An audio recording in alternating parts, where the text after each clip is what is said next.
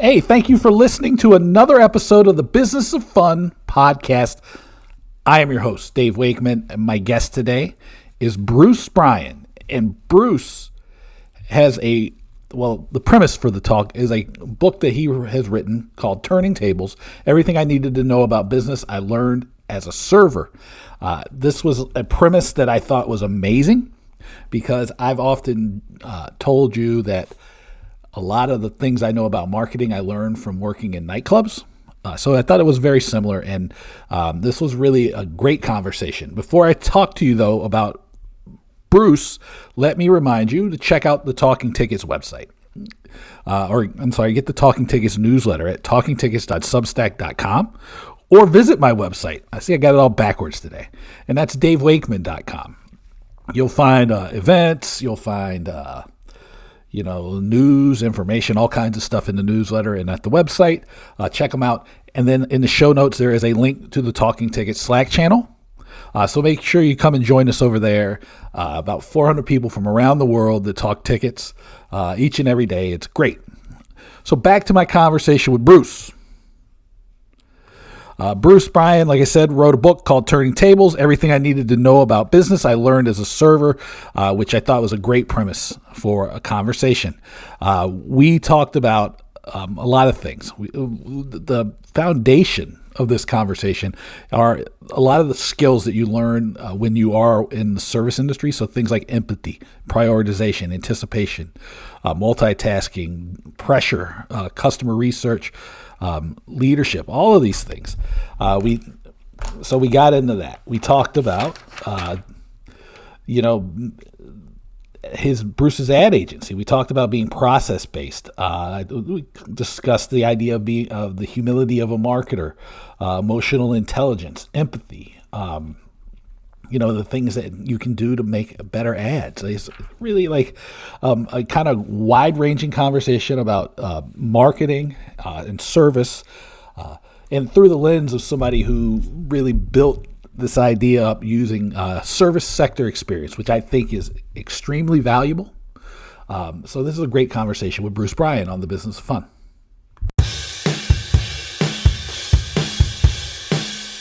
All right, I want to welcome Bruce Bryan to the Business of Fun. Bruce, what's up? How's it going, Dave? Thanks for having me. Yeah, this is exciting. So you have a book out, and I'm going to introduce the book now because I think that the premise of this is amazing. And so when we had a chance to schedule this, I was like, this is going to be awesome. Your book is called Turning Tables, Everything I Needed to Know About Business I Learned as a Server. And I got to say, I thought it was this is just like an amazing topic to talk about because I think I told you before we started recording about my experience in hospitality and the story I tell everybody about what gender you prefer and how important that was to me learning how to be a effective marketer in life. So this is awesome. So let me start by asking you, where did this idea for writing this book come from? Obviously, it's a great question and a good place to start. I run into people all the time and they say one of two things. Oh, that's interesting. Or just like you said, they said, oh, I was a server. I still am a server or a bartender or whatever it is. And they immediately know that there's two types of people. The people that have been in hospitality get it and they see the premise. And so I would say for me, I did a talk about a little over a decade ago up in Ohio, where I talked about everything I needed to know about business I learned as a server. And it rattled around in my brain for quite some time. And then a couple years ago, The Bear won all those awards. Yeah. Won all the Emmy Awards. And I thought, okay, this is a hot topic. This is the time. And I went and did the grueling research. My wife and I went and ate at a bunch of restaurants and drank at a bunch of bars and talked to a bunch of servers and bartenders. Somebody had to do that work, right, Dave? It is a incredibly difficult job, and one I applaud you for, fully throwing yourself into. And that we did. Yeah, I like to do that myself. It's so let me ask you this, because I know that you had a couple of key ideas that kind of formed the center of the book, right? And like that kind of translate to your success just throughout business. What are some of those key ideas that you think made you successful and make people who have been in hospitality successful? Because I definitely have ideas. I bet that there's a checklist going through your brain. So we'll see if I hit some of the big ones and then Yeah. maybe you can add a few more. I'd say one of the first ones, and right now, I hate to say now more than ever, but right now, empathy is something that's really missing. I think in our society, people have very strong opinions about just about everything. And it's hard for Mhm. people to turn around and put themselves in other people's shoes. And as a server, bartender, you automatically put yourself in somebody else's shoes because you're walking into their space and invading their time and their energy and being empathetic, trying to figure out what they are there for, what they're trying to, to do or accomplish is really important. And then I think then I kind of group them together, but prioritization, is really important. And if you've been in food service, you know how to juggle a variety of tasks, right? And being able to anticipation is really important as well, because it can mean a lot if you're in a shift and you're a half second ahead. You're able to stay ahead. Whereas if you get a little bit behind, it seems to kind of snowball and you can get way behind. And then communication, right? Mhm. So servers, herd chef behind you, on your left, on your right, coming in on the fly, any of that language that you remember from back in the day, for me decades ago, and for some other people might be right now, that stuff matters. And then finally, and man, this was really driven home a lot of ways, but really watching other people, servant leadership is really a part of the message, because I see general managers and leaders, the really good ones, and I've observed them, and they're willing to do things that other people might not want to do. And man, if you have those 5 or 6 traits in the Mhm. workplace, just by definition, you're going to be a level ahead of most of the people you're around. Yeah, How'd I I do? uh, I thought you did very well here. I had, and I think you probably hit on this with prioritization, but I put down, I jotted down three just like right off the top, and then I think as you were talking, I was like, oh, there's more and more and There's more. another one. I know. Oh, yeah.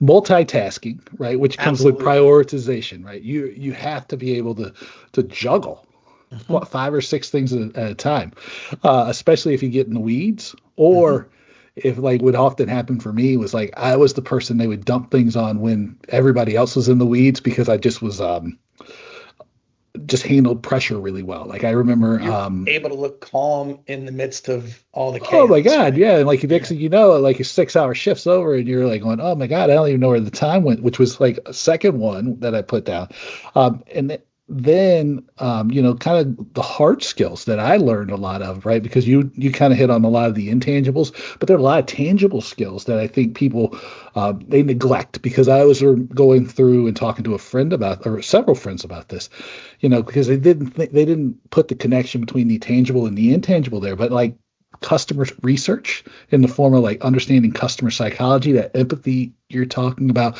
all those things are very important. I talk about the what gin would you prefer question, but that taught me about understanding perceived value. It helped me learn pricing decisions. It helped me understand marketing decisions. All of these things. There's just so many great like lessons that can be learned. It's really, I think it's a job most people would do well by having at some point in their career.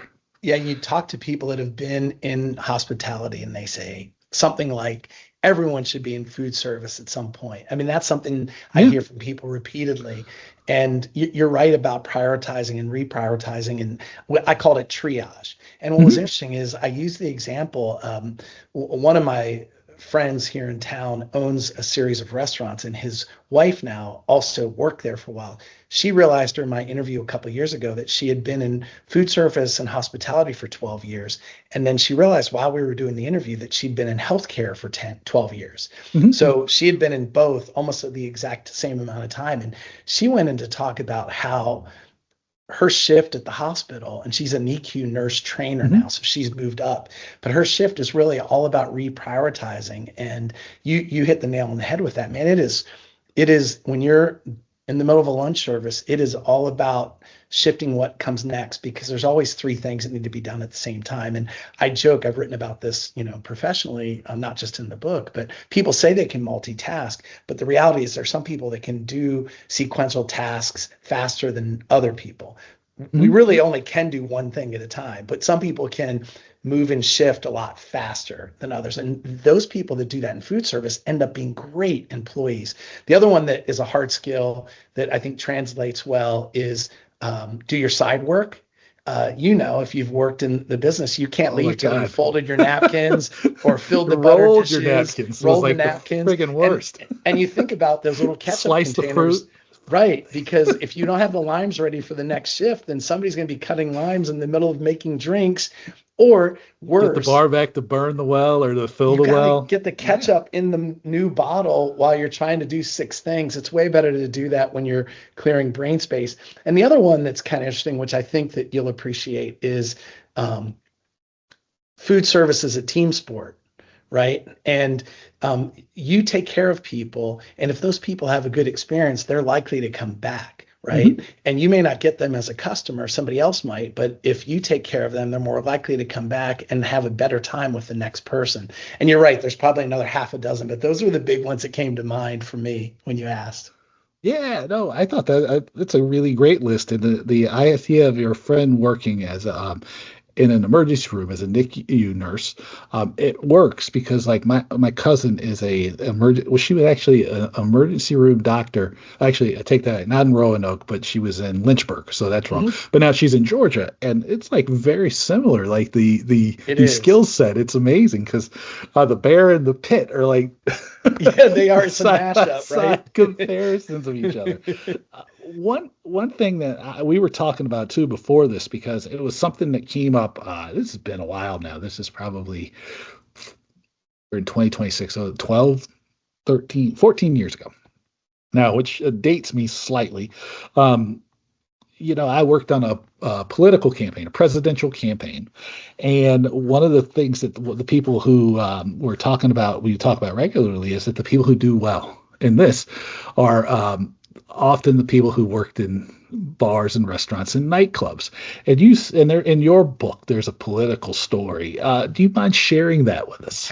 Happy to share. And it really does prove the point that this stuff crosses not just business, but healthcare and politics and hiring. And Senator Warner's Virginia, I think, chief of staff is a woman named Lou Kadiri, who was based in Roanoke for a while. And that's how I got to know her. And she's over in Richmond, and she works with Senator Mark Warner from Virginia. And she said, when I'm looking at hiring people, if I see they have food service experience, I usually try to make it a point to interview them. And she also, after school, before she went to college, she spent some years kind of doing food service. I think she was in Stanton and then in Richmond, and just kept referring back to the lessons that she learned. And so many of them have to do with, again, empathy, but also being able to see what other people are needing and anticipate some of those, but then work to try to understand where they're coming from and how you can help them. And so I just thought it was hysterical that you were talking about working on a political campaign and how that helped. And you really start to see they can juggle tasks, and nothing really moves faster than a political campaign. There's nothing more perishable than a candidate on the day after the election. And your background in politics, mine in the TV business, same way. I hired a handful of people that had food service experience, and they usually could catch on quickly, and they could, if not to belittle this, but they could fake it a little bit while they figured things out. Right? It is 100% true. It is the fake it till you make it mindset is absolutely it's so impressive in people, because and I know I have an idea, and I'll be curious what your idea about this is. Is like I think it knows where it comes from, or at least for me, was that a lot of times you get thrown into your first bartending or serving gig or like whatever it is, and you don't have a clue about what's really going on. Like I remember still, like people would ask me to make things like Manhattans or you'd have to, like, the chef would come out and tell you what the special is, and you have to describe this stuff, and you'd be pulling stuff out of thin air. And I think that's where it comes from. But then the thing is like you become comfortable with it. And I think the most powerful thing is that you become solution oriented, right? It's not Right. so you can get tied up too often in the mechanics of the job as opposed to like the solution. And so I think it comes from that, because I think we've all been there where you just got thrown into the deep end. Like, look, Bruce, I need you to cover these 3 tables because somebody called in sick, and like you're like, well, I was just the bar back or the busboy just about 30 minutes ago. Now I'm a server. This is it. But I'd be curious, like, where you come from on this one. Yeah, I mean, I always say to my team here that there's nothing that we do at our ad agency that we had done before. Everything that we've done, we figured out how to do. And I love to work around people that figure things out. It's the people that either think it's beneath them or the people that think they know everything. They're just not great coworkers, and they're probably not going to be as successful professionally. And so, yeah, I remember I had worked in production at a TV station for a couple months and knew I needed to make a change. And I did a cold call. I walked into the general sales manager's office.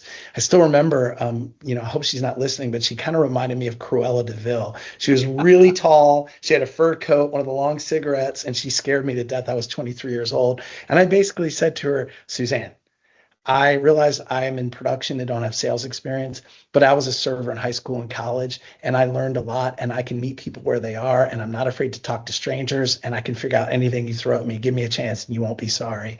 And she, some reason, did. And, I ended up doing great there and then moving on. But you have to be willing to put yourself out there, right, Dave? Oh, I would agree. And it's funny that you put it like that, where you're talking about just kind of throw yourself out there. I believe, there's a lot of talk, especially there are a lot of sports people that listen to the podcast and like get newsletter and things, about cold calling and dialing for dollars. And I think that, it's easy for somebody to learn the mechanics of cold calling. It's easy. You pick up the phone, you call somebody.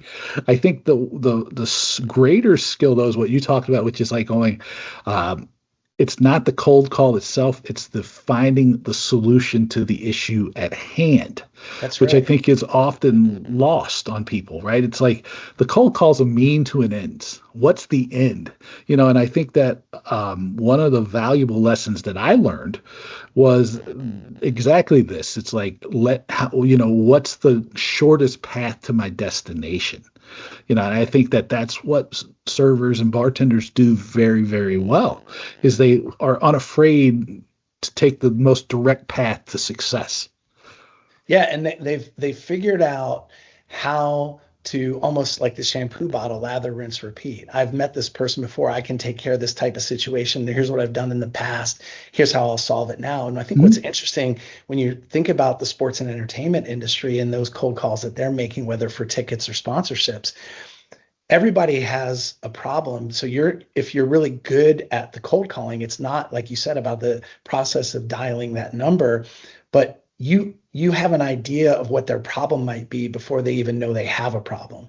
And you're willing to uncover what the problem is. So you might have a couple of solutions. Like, the solution can't be every time a gin and tonic. Sometimes the solution might be a glass of wine or a bottle of beer. But if you're willing to see what that prospect's needs are, then you can be in a place where you can meet that need. And that's when you start to figure out how to solve their problem. And sometimes when you're really good at it, you're solving a problem that they don't even know they have yet. And that's really where I think the interesting thing is, right? You were talking about, it could be a beer, it could be a gin and tonic. It's like, even the more powerful thing is like when you go beyond that, it's like you solve these things. And I think, for me at least, what has come through, or what comes through, is this idea of like, you don't necessarily come to the situation, right? Like, Bruce, you're sitting across the bar from me, with a preconceived notion, which a lot of times, if you're in sales and marketing, it's easy for you to have a preconceived notion of That's what right. somebody wants or needs. And if you're a bartender or a server, you can't necessarily know what somebody wants unless they're a regular or have always worked with you. But then that's a different set of skills you need, which is also super, super valuable because customer loyalty, repeat customers, is all great. I'm curious, like, where do you fall down on this? Is that like something that you see where it's like you kind of like the skill has you've developed has helped you to not approach things from like kind of a fixed mindset and more of a fluid mindset? Yeah, I think that's definitely try to avoid the fixed mindset. And I might know what I think, but I have to go and ask questions and not to overplay the tie into the food service experience. But I don't care when servers, I don't care for it when they come up to the table and say, "How are we doing today? How's everything going?" And they're all like jazzed. And you might be in a job interview or you might be Yeah, there on a first date or whatever. Like, don't go in telling me how I'm supposed to feel. I know you're the server on in your table, but like the really strong servers have this innate ability to kind of see what's happening and match the energy that they're walking into. And sometimes you can move somebody up a little bit, but it throws us off when we're here and the server comes in hot and they're way up here and trying to kind of get them to where they are. And so I think in business it's the same way. I see that all the time where when I trained sellers in the media, I used to say, look, these prospects are like 3-year-olds. There's never been a situation where you put a 3-year-old down and you go to the other room and you make their peanut butter and jelly sandwich because they said they were hungry and you get their juice box and you walk back. Is there ever a situation where the 3-year-old is still sitting right where they were? There never is. And right. so what happens a lot of the times is in business, we'll think, I had a great meeting with this person last Tuesday. I'm coming back with a proposal this Tuesday, and we'll sit down and we never pause and stop and observe and listen and think, hey, what's going on in that person's world? Because they could have been fired up last Tuesday when you left, but then during the week, they paid a big tax bill. They had an Mhm. employee leave. They lost a big client, and everything's different. And we're assuming everything's right where they were. So, one of the best things we can do is ask, where are you? How are things without being that Oh yeah. direct, but what's going on, what has changed, here's what we talked about, is that still where your head is, just kind of reaffirming that. And that I think, Dave, is probably like you, a lesson I learned at the Greenery 2 in Wilmington, Delaware, right? Well, you didn't learn it there, but wherever it was that you worked, that let's not walk in assuming that everybody is there for a happy lunch. There may be another reason they're there, and let's see why they're there and help them have a great experience no matter why they're there or what they're doing. Yeah, it's meeting people where they are, which is a very important lesson, right? I mean, because even in the world of nightclubs, it was not always like people were there to throw down and have a good time, right? Like you a wide variety. That's And I right. think the important lesson here that, for people, and I ask this in a certain way that I hope makes sense to you, is a lot of times when we're dealing with people, right? The business of fun, you talked about TV, TV's fun. There's a lot of people who listen to the podcast or engage, deal with who are in theaters and operas and like some of these performing arts. And there is a mindset that nothing's universal, right? Like that's sort of the gig, but it's too common, I think, is a fair way of putting it. That there's only this one way of approaching things, and that there's kind of a fixed mindset around like if you come to my opera, you have to feel this set of emotions. Like it's kind of I'm going to, it's, so this is the joke I tell when I teach my brand management class. I go, it's a lot always like here, you need to be customer focused and customer oriented. And I go, most of the time, what you find is like old white guys that look like me who pull up their tie a little bit and they go, I'm going to tell you exactly how it's going to be. How do you teach people to kind of have this kind of, who haven't been in the nightclub or in a bar or a restaurant? How do you help them understand this point of view, right? This need, because we talked about, we've hit on empathy, we've hit on prioritization, anticipation, communication, all of these things that are fantastic. But you didn't write the book just to tell the war stories and have the interviews. Part of it's like so you can help educate people, and this is one I think the empathy is kind of to me the key skill to have. Like, because I say.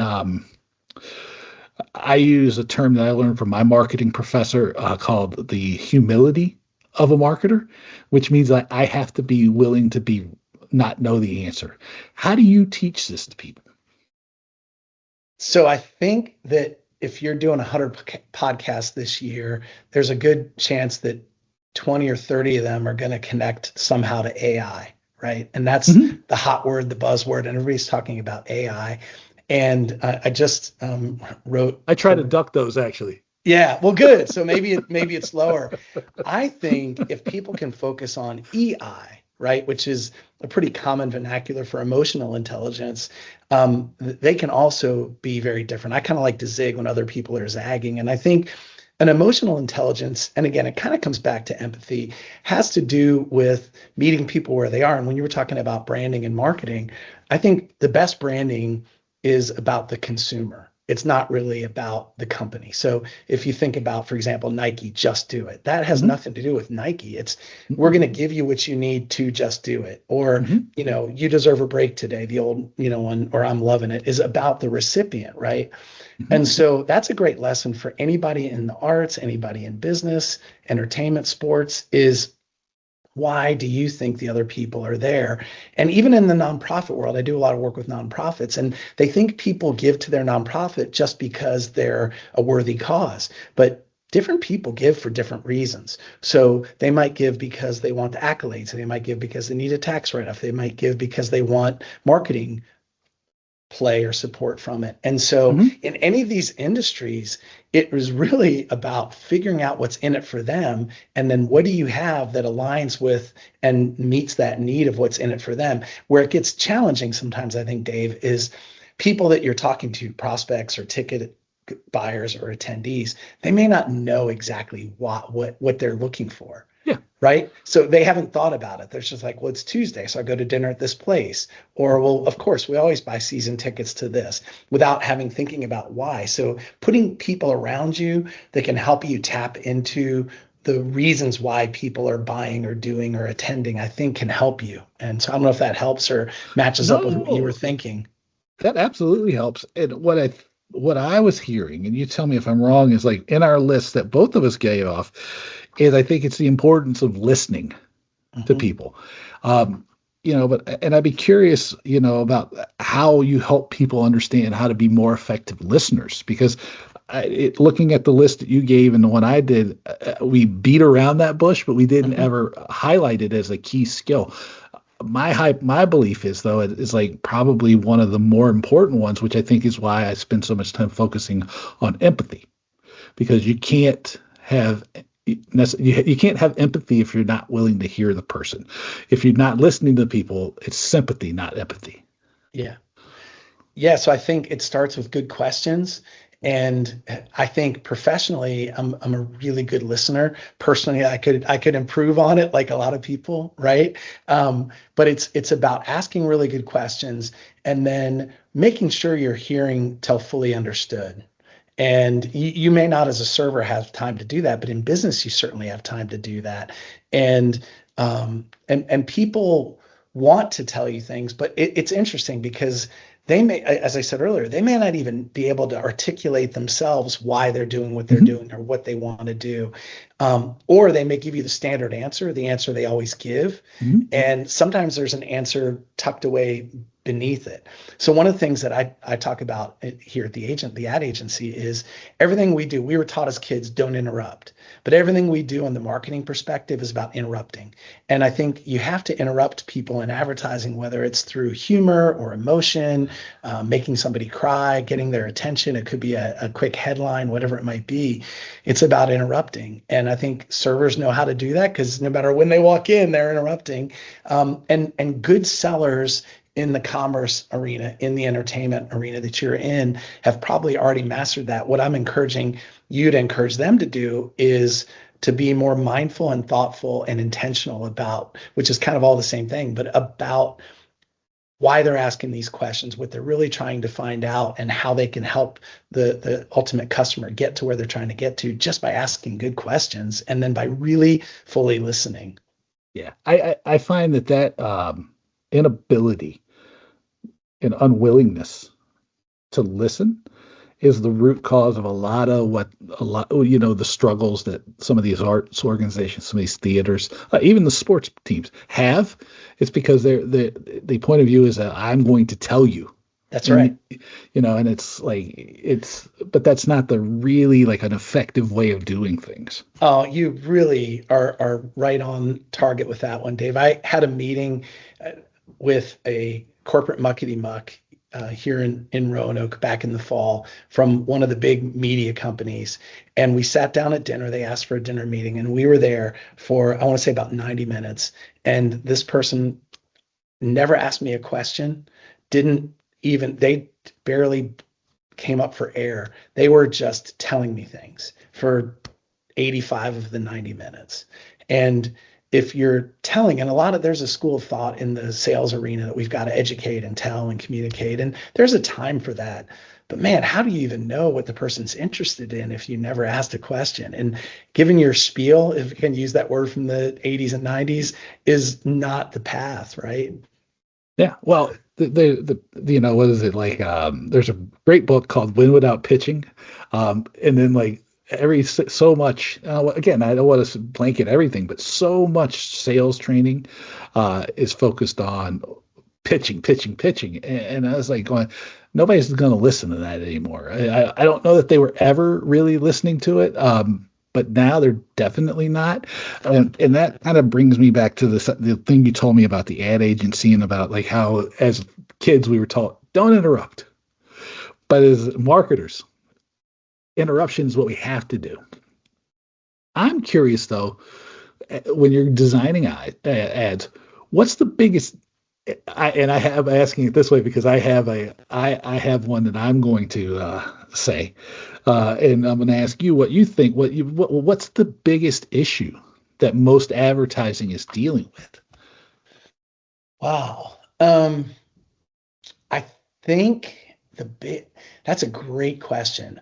I don't know that I can say the biggest, but the one that came to my mind first was kind of that fear of missing out. And I see that with entertainment and sports as well as being an angle that can be played where you want to be there. You don't want to miss that. And I think a tenet of marketing that interrupts frequently is that idea of you don't want to miss out on something. And now, man, between all the video channels, all the social media, all the sources for content, you can stay on top of things and still be missing out. Oh yeah.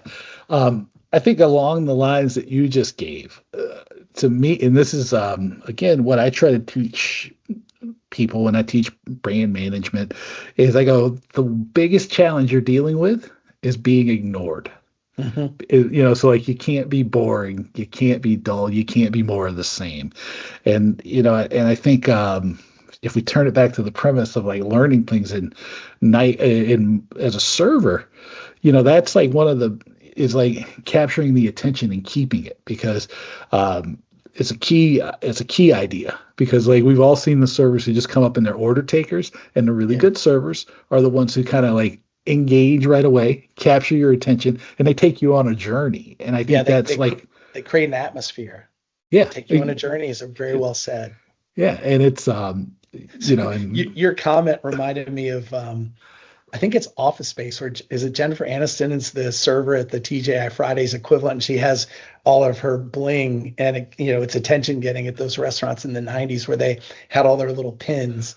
And so you can get attention a lot of different ways, right? Yeah. But it is good dining experiences, good hospitality, staying at a hotel experiences are related to transporting people. And good marketing, good storytelling does the same thing. And the reason I go to a movie or you mentioned an opera or to a show or whatever, is you can forget about stuff for a few hours. And we're besieged by so many things that it's a great release and a great relief to be able to go to some of those events you're talking about.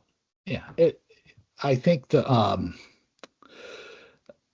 I'm skeptical of a lot of the like buzzwords that people use today, because I think what it does is it kind of commodifies us, and it commodifies everything about us.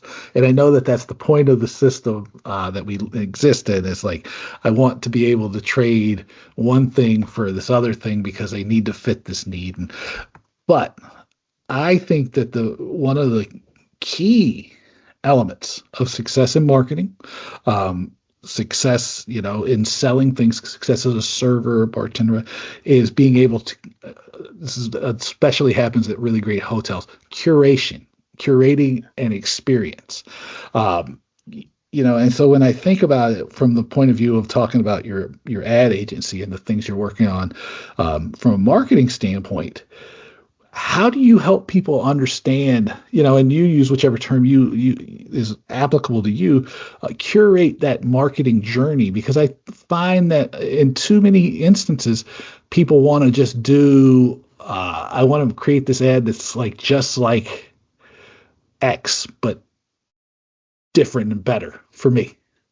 Yeah, people, and I see this across the different things that I work on, people don't necessarily have the fortitude to work through the process that things always take. They want the results without taking people through, as you said, that journey.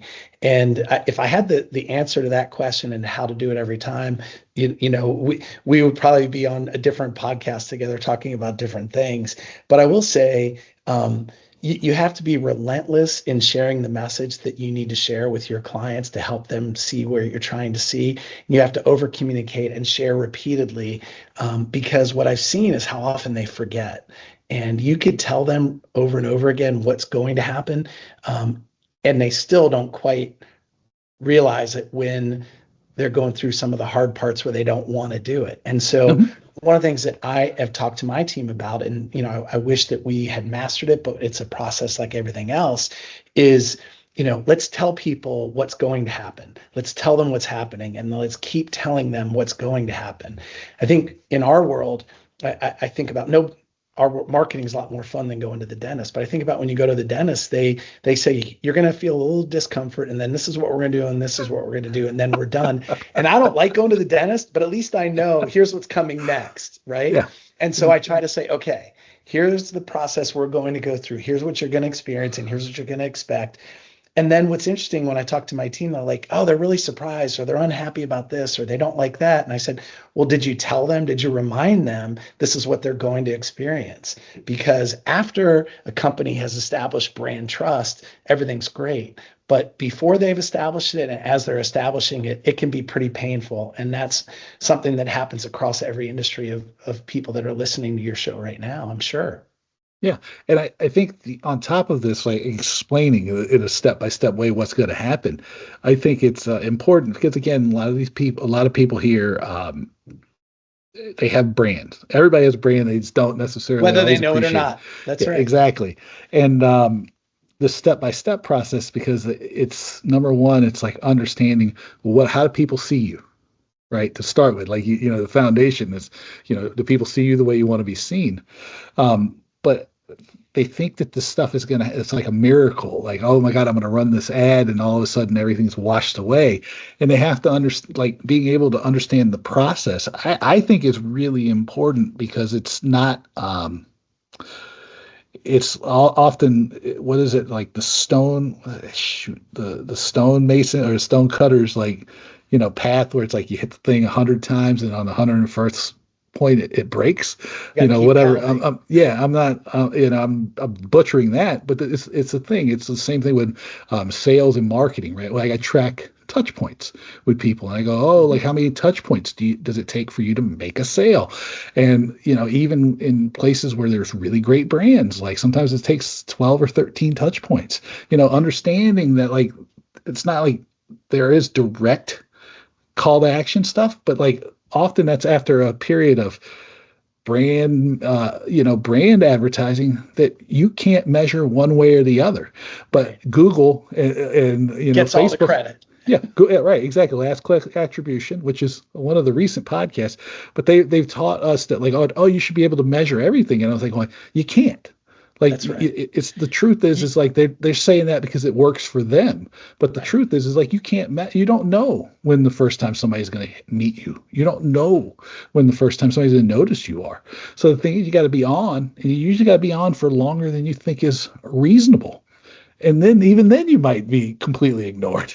You've hit on 3 or 4 things that I swear it's like you've been listening to me talk for the last decade or two, because I say all the time, about the time clients want to change their commercial is about the time the audience realizes they're running a commercial. And it's Correct. because you've seen it 20 times before it hit the air once. And then once it hits the air, you're tuned in every time you hear that little tiny bit of music or see a scene, right away. But other people have not seen it 20 times before, and they're just starting to catch up. And so we tend to see businesses, people, organizations, franchises, sports franchises quit before the impact is really being felt. And you're right on target with there, Dave, because one of the things that I used to talk about when I trained media sales reps was the statistics say in that arena that it's a dozen sales calls before somebody is ready to buy something. Well, I've been on enough 1 and 2 call closes back in the day in my media days that I know there are other ones that it's 20, 30. And do you have the ability to stick with it and keep taking ideas and keep listening and keep trying to figure out what the problem is? Or are you going to kind of pack it up and say, this isn't a good lead, Yeah. And it's really about going through that process and having, like I said earlier, the fortitude to work your way through it. Yeah. It reminds me of there's two probably famous sayings that people recognize me for. It's like they'll come up to me at conferences, or if they meet me somewhere, they'll go, "Hi, you."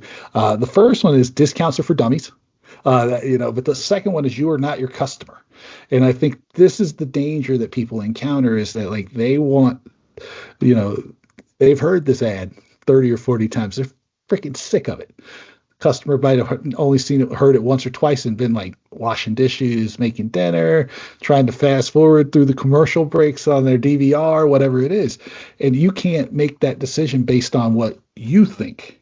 It's got to be on what the other person thinks, because they're the person making the purchase. You get paid to give a shit.